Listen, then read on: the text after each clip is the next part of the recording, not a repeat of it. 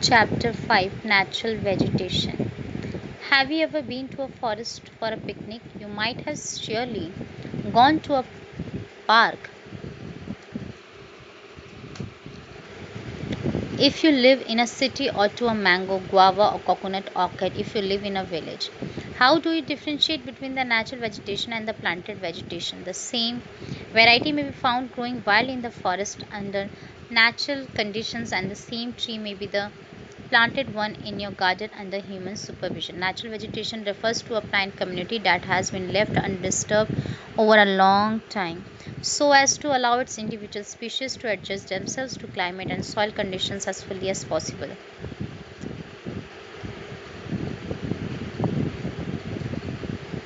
India is a land of great variety of natural vegetation. Himalayan heights are marked with temperate vegetation. The Western Ghats and the Andaman Nicobar Islands have tropical rainforests.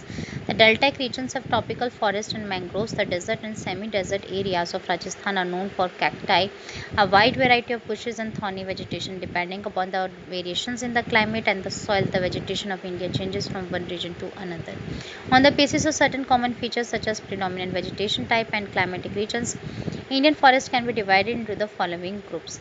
Types of forest: first, tropical evergreen and semi evergreen forest; two, tropical deciduous forest; three, tropical thorn forest; four, montane forest; five, littoral and swamp forest; tropical evergreen and semi evergreen forests. These forests are found in the western slope of the Western Ghats hills of the northeastern region and the Andaman and Nicobar Islands. They are found in warm and humid areas with an annual precipitation of over 200 cm and mean annual temperature above 22 degrees Celsius. Tropical evergreen forests are well stratified with layers closer to the ground and are covered with shrubs and creepers with short structured trees, followed by tall variety of trees. In these forests, these reach great heights up to 60 meters or above. There is no definite time for trees to shed their leaves flowering, and fruition. Fruition. As such, these forests appear green all the year round. Species found in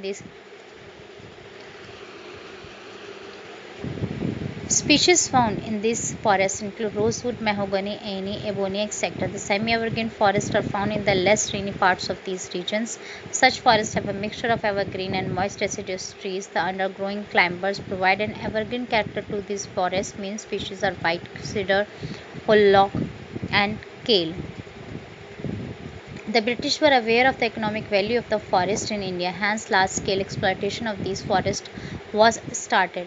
The structure of forest was also changed. The oak forest in Garhwal and Kumaon were replaced by pine trees, which was needed to lay railway lines. Forests were also cleared for introducing plantations of tea, rubber, and coffee. The British also used timber for construction activities as it acts as an insulator of heat. The protectional use of forests was thus replaced by commercial use. Tropical deciduous forests. These are the most widespread forests in India. They are also called the monsoon forests. They spread over regions which receive rainfall between 70 to 200 centimeter. On the basis of the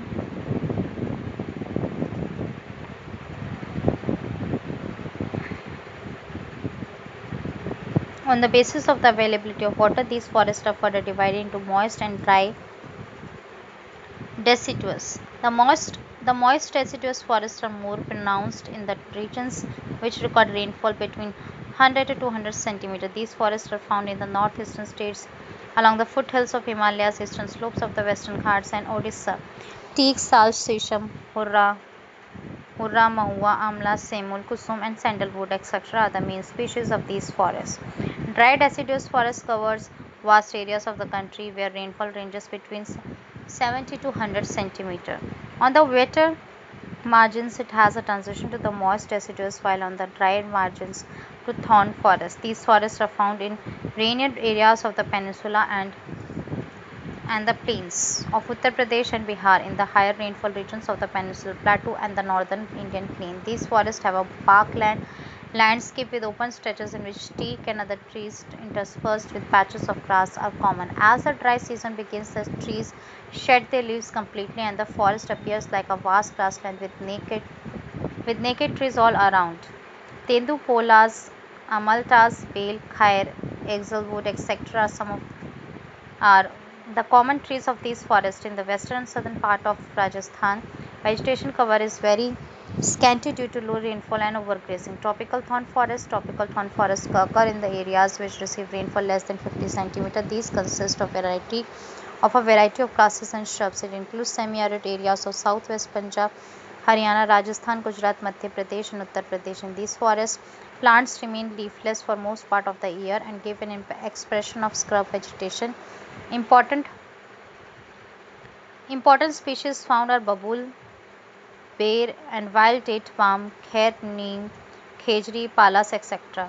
The Soki grass grows up to a height of 2 meters as the undergrowth. Montane forest. In mountainous areas, the decrease in temperature with increasing altitude leads to a corresponding change in natural vegetation. Mountain forest can be classified into two types: the northern mountain forests and the southern mountain forests. The Himalayan ranges show a succession of vegetation from the tropical to the tundra, which range in with the altitude. Deciduous forests are found in the foothills of the Himalayas. It is succeeded by the wet temperate type of forest between an altitude of 1000 to 2000 meter. In the higher hill ranges of northeastern India, hilly areas of West Bengal and Uttaranchal, evergreen broad leaf trees such as oak and chestnut are predominant. Between 1500 to 1750 meter pine forests are also well developed in this zone, with cherry pine as a very useful commercial tree. Deodar, a highly valued endemic species, grows mainly in the western part of the Himalayan range.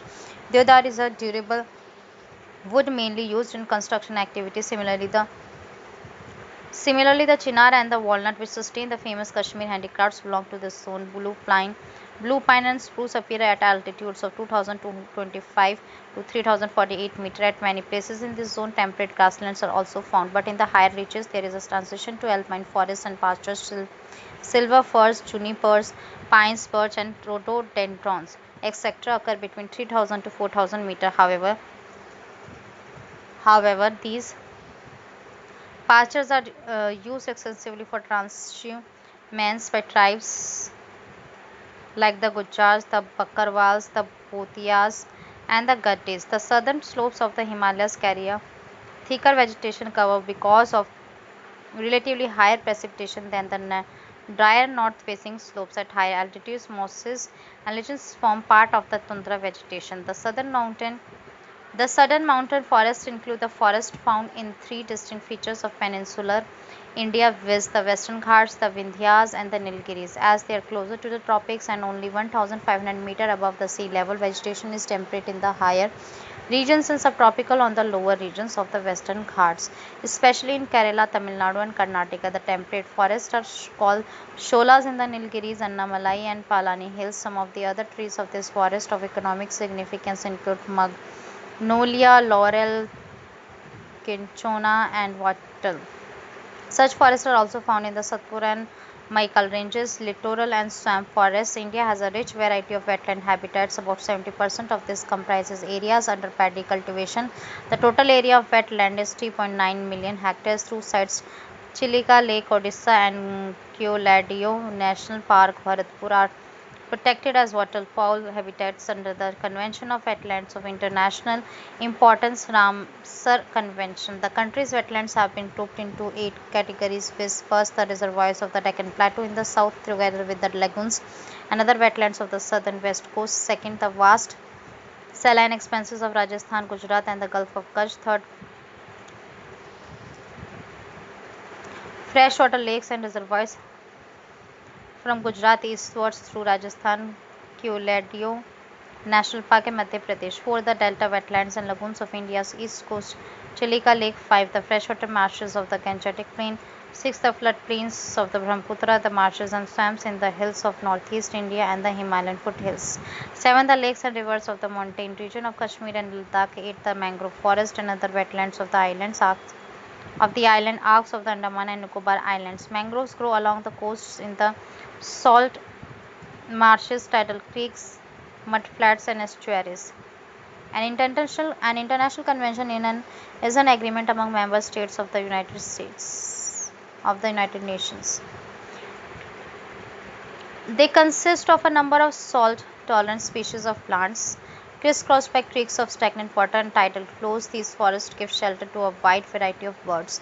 In India, the mangrove forests spread over 6,740 square kilometers, which is 7% of the world's mangrove forests. They are highly developed in the Andaman and Nicobar Islands and the Sundarbans of West Bengal. Other areas of significance are the Mahanadi, the Godavari, and the Krishna deltas. These forests too are being encroached upon and hence need conservation. Forest cover in India, according to the state records, the forest area covers 23.28% of the total land area of the country. It is important to note that the forest area and the actual forest cover are not the same. The forest area is the area notified and recorded as the forest land irrespective of the existence of trees, while the actual forest cover is the area occupied by forests with canopy. The former is based on the records of the State Revenue Department, while the latter is based on aerial photographs and satellite imageries. According to India's State of Forest Report 2019, the actual forest cover in India is only 21.67% of the forest cover. The share of dense and open forest are 12.41 and 9.26% respectively. Both forest area and forest cover vary from state to state. Lakshadweep has 0% forest area. Andaman and Nicobar Islands have 86.93%. Most of the states with less than 10% of the forest area lie in the north and northwestern part of the country. These are Rajasthan, Gujarat, Punjab, Haryana, and Delhi. Most of the forests in Punjab and Haryana have been cleared for cultivation. States with 10 to 20% of forest area are Tamil Nadu and West Bengal. In peninsular India, excluding Tamil Nadu, Dadra and Nagar Haveli, and Goa, the area under forest cover is 20 to 30%. The northeastern states have more than 30% of the land under forest.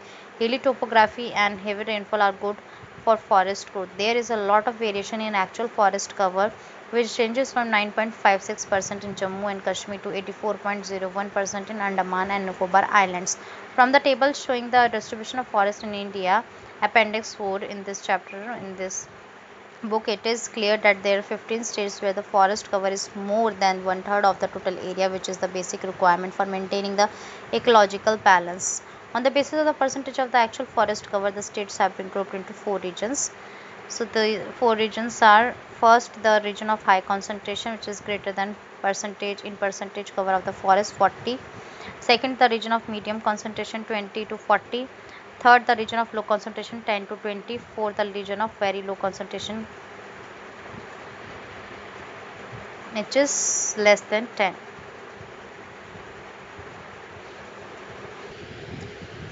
Forest conservation. Forests have an intricate interrelationship with life and environment. These provide numerous direct and indirect advantages to our economy and society. Hence, conservation of forest is of vital importance to the survival and prosperity of humankind. Accordingly, the Government of India proposed to have a nationwide forest conservation policy and adopted a forest policy in 1952, which was further modified in 1988. According to the new forest policy, the government will emphasize sustainable forest management in order to conserve and expand forest reserve on the one hand and to meet the needs of local people on the other. The forest policy aimed at first bringing 33% of the geographical areas under forest cover, second maintaining environmental stability and to restore forests where ecological balance was disturbed, third conserving the natural heritage of the country, its biological diversity and genetic pool. Fourth, checks soil erosion, extension of the desert lands, and reduction of floods and droughts. 5. Increasing the forest cover through social forestry and afforestation on degraded land. 6. Increasing the productivity of forests to make timber, fuel, fodder, and food available to rural population dependent on forests and encourage the substitution of wood. 7. Creating of a massive people's movement involving women to encourage planting of trees, stop felling of trees, and thus reduce pressure on the existing forest. Based on the forest conservation policy, the following steps were initiated. Social forestry. Social forestry means the management and protection of forests and afforestation on barren lands with the purpose of helping in the environmental, social, and rural development. The National Commission on Agriculture 1976 has classified social forestry into three categories. These are urban forestry, rural forestry, and farm forestry. Urban forestry pertains to the raising and management of trees on public and privately owned lands in and around urban centers such as green belts, parks, roadside avenues, industrial and commercial green belts, etc. Rural forestry lays emphasis on promotion of agroforestry and community forestry. Agroforestry is the raising of trees and agriculture crops on the same land inclusive of the waste patches. It combines forestry with agriculture, thus altering the simultaneous production of food, fodder, fuel, timber, and fruit. Community forestry involves the raising of trees on public or community lands such as the village, pasture, and temple land, roadside, canal bank, strips along railway lines and schools, etc. Community forestry program aims at providing benefits to the community as a whole. Community forestry provides a means under which the people of landless classes can associate themselves in tree raising and thus get those benefits which otherwise are restricted for landowners. Farm forestry is a term applied to the process under which farmers grow trees for commercial and non-commercial purposes on their farmlands. Forest departments of various states distribute seedlings of trees free of cost to small and medium farmers. Several lands, such as the margins of agricultural fields, grasslands, and pastures, land around homes and cow sheds, may be used for raising trees under non commercial farm forestry. Wildlife. Forest and life. To a vast number of tribal people, the forest is a home, a livelihood, their very existence. It provides them food, fruits of all kind, edible leaves, honey, nourishing fruits, and wild game. It provides them with material to build their houses and items for practicing their arts. The importance of forests in tribal economy is well known as they are the source of sustenance and livelihood for tribal communities. It is commonly believed that the tribal It is commonly believed that the tribal communities live in harmony with nature and protect forests. Out of a total of 593 districts, 188 have been identified as tribal districts. The tribal districts account for about 59.61% of the total forest cover of the country, whereas the geographical area of 188 tribal districts forms only 33.63% of the total geographical area of the country. It demonstrates that tribal districts are generally rich in forest cover. Forest and tribals are very closely related. The age old knowledge of tribals regarding forestry can be used in the development of forest. Rather than treating tribals as minor forest produce collectors, they should be made growers of minor forest produce and encouraged to participate in conservation. Wildlife. You would have visited a zoo and may have seen animals and birds in captivity. Wildlife of India is a great natural heritage. It is estimated that about 4 to 5% of all known plant and animal species on the earth are found in India. The main reason for this remarkable diversity of life forms is the great diversity of the ecosystem which this country has preserved and supported through the ages. Over the years, their habitat has been disturbed by human activities, and as a result, their numbers have dwindled significantly. There are certain species that are at the brink of extinction. Some of the important reasons of the declining of wildlife are as follows. First, industrial and technological advancements brought about a rapid increase in the exploitation of forest resources. Second, more and more lands were cleared for agriculture, human settlement, roads, mining, reservoirs, etc. Third, pressure on forests mounted due to lopping for fodder and fuelwood and removal of small timber by the local people. Four, grazing by domestic cattle caused an adverse effect on wildlife and its habitat. Five, hunting was taken up as a sport by the elite and hundreds of wild animals were killed in a single hunt. Now commercial poaching is in rampant. 6. Incidents of forest fire. It is being felt that conservation of wildlife is of great significance to the national as well as the world heritage along with the promotion of ecotourism. Wildlife conservation in India. The protection of wildlife has a long tradition in India. Many stories of Panch Tantra and jungle books, etc., have stood the test of time relating to the love for wildlife. These have a profound impact on young minds. In 1972, a comprehensive Wildlife Act was enacted which provides the main legal framework for conservation and protection of wildlife in India. The two main objectives of the Act are to provide protection to the endangered species listed in the schedule of the Act and to provide legal support to the conservation areas of the country classified as national parks, sanctuaries, and closed areas. This act has been comprehensively amended in 1991, making punishments more stringent, and has also made provisions for the protection of specified plant species and conservation of endangered species of wild animals. There are 101 national parks and 553 wildlife sanctuaries in the country. Wildlife conservation has a very large ambit with abounded potential for the well-being of humankind. However, this can be achieved only when every individual understands its significance and contributes his bit. For the purpose of effective conservation of flora and fauna, special steps have been initiated by the Government of India in collaboration with UNESCO's Man and Biosphere program. Special schemes like Project Tiger 1973 and Project Elephant 1992 have been launched to conserve these species and their habitat in a sustainable manner. Project Tiger has been implemented since 1973. The main objective of the scheme is to ensure maintenance of viable population of tigers in India for scientific, aesthetic, cultural and ecological values, and to preserve areas of biological importance as natural heritage for the benefit, education and enjoyment of the people. Initially, the Project Tiger was launched in 9 tiger reserves covering an area of 16,339 square kilometer, which has now increased to 50 tiger reserves, encompassing 71,027.10 square kilometer of core tiger habitats distributed in 18 states. The tiger population in the country has registered an increase from 1,411 in 2006 to 2,967 in 2020, which is 70% of the global tiger population. Project Elephant was launched in 1992 to assist states having free-ranging population of wild elephants. It was aimed at ensuring long-term survival of identified viable population of elephants in their natural habitat. The project is being implemented in 16 states. Apart from this, some other projects such as crocodile breeding project, Project Hangul, and conservation of Himalayan musk deer have also been launched by the Government of India.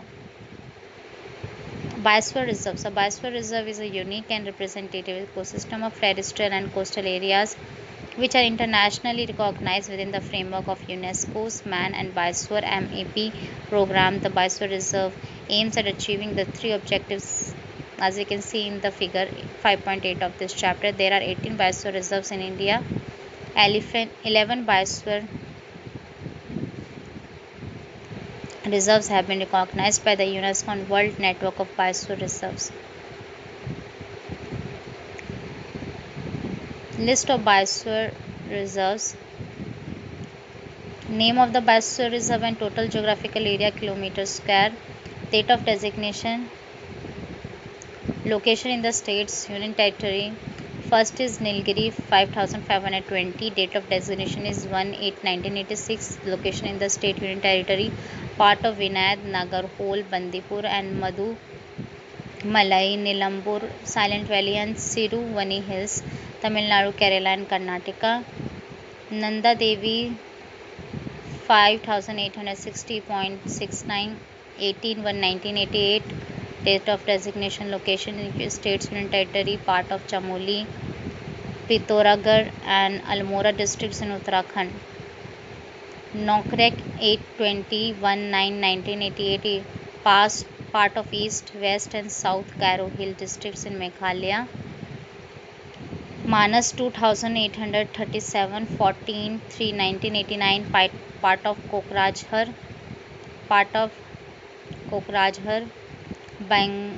Bongaigaon, Barpeta,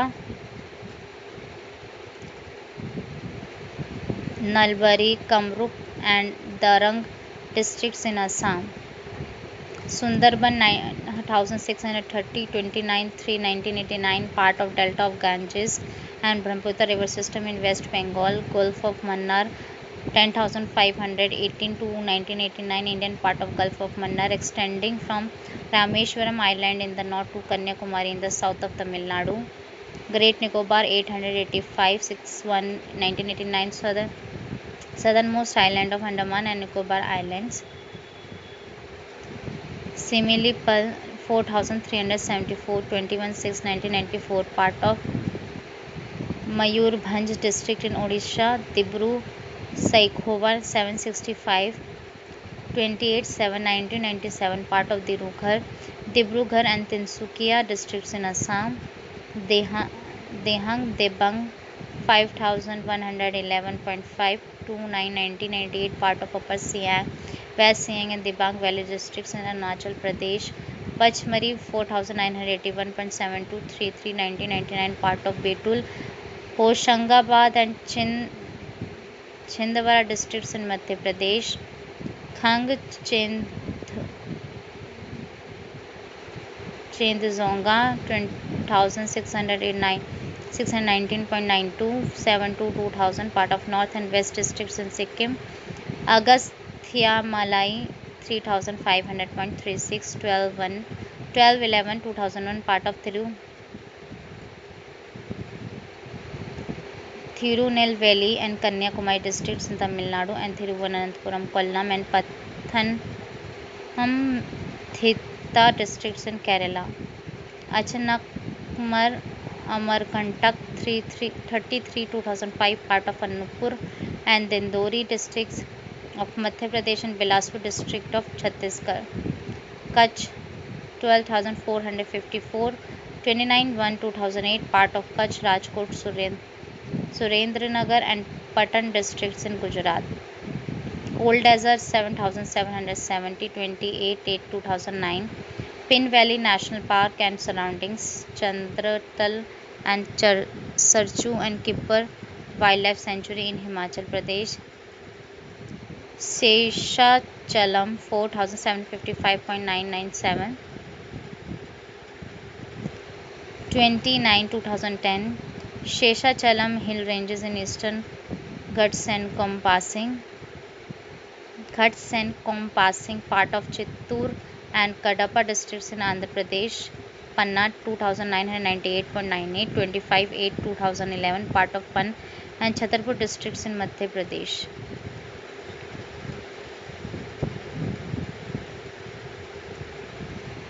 Nilgiri Biosphere Reserve. The Nilgiri Biosphere Reserve (NBR), the first of the 14 biosphere reserves of India, was established in September 1986. It embraces the sanctuary complex of Wayanad, Nagarhole, Bandipur, and Mudumalai, the entire forested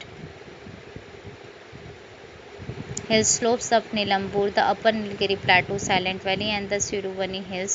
The total area of the Biosphere Reserve is around 5,520 square kilometers. The Nilgiri Biosphere Reserve possesses different habitat types, unspoiled areas of natural vegetation types with several dry scrubs, dry and moist deciduous, semi-evergreen and wet evergreen forests, evergreen sholas, grasslands, and swamps. It includes the largest known population of two endangered animal species, namely the Nilgiri tahar and the lion-tailed macaw, the largest South Indian population of elephant, tiger, gaur, sambar, and chital, as well as a good number of endemic and endangered plants are also found in this reserve. The habitat of a number of tribal groups, remarkable for their traditional modes of harmonious use of the environment, are also found here. The topography of the NBR Nilgiri Biosphere Reserve is extremely varied, ranging from an altitude of 250 meter to 2,650 meter. About 80% of the flowering plants reported from the Western Ghats occur in the Nilgiri Biosphere Reserve. Nanda Devi Biosphere Reserve. The Nanda Devi Biosphere Reserve, situated in Uttarakhand, and includes parts of Chamoli, Almora, Pithoragarh, and Bageshwar districts. The major forest types of the forest are temperate. A few important species are silverweed and orchids like latifolia and rhododendron. The biosphere reserve has a rich fauna, for example, the snow leopard, black bear, brown bear, moose deer, snow cock, golden eagle, and black eagle. Major threats to the ecosystem are the collection of endangered plants for medicinal use, forest fires, and poaching. Sundarbans Biosphere Reserve. It is located in the swampy delta of the river Ganga in West Bengal. It extends over a vast area of 9,630 square kilometers and consists of mangrove forests, swamps, and forested islands. Sundarbans is the home of nearly 200 Royal Bengal tigers. The tangled mass of roots of mangrove trees provide safe homes for a large number of species, from fish to shrimp. More than 170 bird species are known to inhabit these mangrove forests. Adapting itself to the saline and freshwater environment, the tigers at the park are good swimmers and they hunt scarce prey such as chital deer, barking deer, wild pig, and even macaws. In the Sundarbans, the mangrove forests are characterized by heritiera a species valued for its timber. Gulf of Mannar Biosphere Reserve. The Gulf of Mannar Biosphere Reserve covers an area of 1 lakh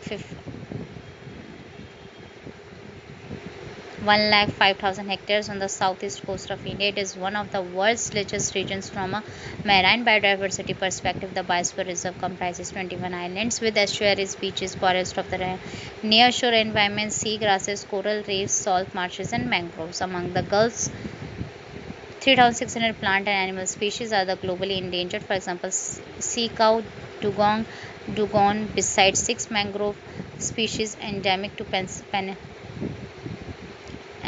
peninsular India, are also endangered.